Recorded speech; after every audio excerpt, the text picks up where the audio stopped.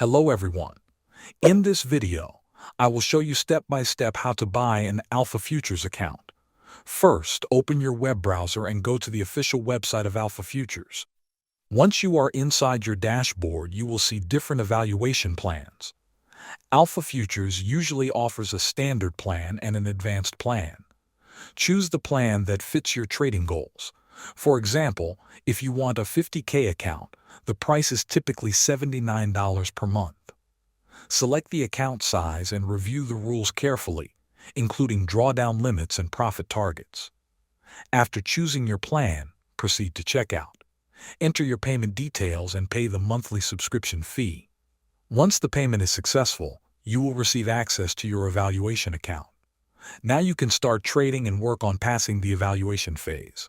To pass the evaluation, you must follow all the trading rules and reach the required profit target without breaking any limits. Next, complete the KYC verification process. Upload the required identification documents and wait for approval.